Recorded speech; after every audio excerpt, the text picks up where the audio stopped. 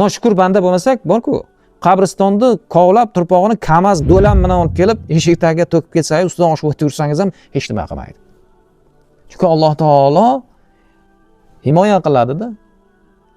O'shani kelib turpoqni sochib ketishiga, o'shani do'q-tibidahini ta'siri kuchiga ega bo'lishiga o'zingiz sabab.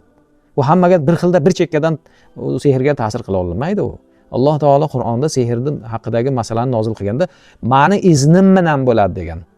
U sehrgarning izni bilan bo'lmaydi. Sehrgar gatkam deb tashlaydi. Alloh taolo izn bersa ta'sir qiladi, bo'lmasa yo'q. Yegizadimi, ichkizadimi farqi yo'q. U bir chekkadan ta'sir qilaveradi deb e'tiqod qilganingiz uchun sizga qalbingizda Allohdan ekanligini boyagi shukri yo'q. Hamma narsa Allohdan ekanligini avval o'rganib chiqish kerak. Hatto sehr ham Alloh taolodan keyin ta'sir qilishini. Shunda Xudodan qo'rqiladi, lo'lidan emas. Odamlar sehrgardan, Xudodan qo'rqqandan ko'proq qo'rqadi. Uni sehrini Xudo ta'sir qildiradi. U hech kim u. Xudodan qo'rq, g'iybatdan to'xta qo'rqib. Sehrdan qo'rqsang agar, sehrgardan qo'rqsang agar, Xudodan qo'rq bo'ldi. Ish o'zi ochiladi. Himoyaga kirasan.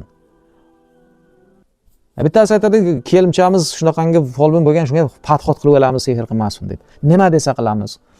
Doim xizmat qilib turamiz, doim olib borib oldindan tashlab turamiz deydi. Aytdim, shuni Xudoga qiling-da. Uni ra'yiga emas, Xudoning ra'yiga qarang. U hech nima qila olmaydi u. U Xudo emas u. Keyinga o'sha Baqara surasidagi 102-oyatda o'qib berdim. Vattaba'u ma tatlu shayatin ala mulki Sulayman deb keladigan oyatda. O'sha yerda aytadiki, sehr o'rgatilar-ku, lekin u ma'ni iznimsiz zarracha hech kimga ta'sir qilmaydi. Men xohlasam ta'sir qiladi degan. Ana shuni qalbda mustahkamlab olib, shukr, qalbi shukr bo'ladi shu.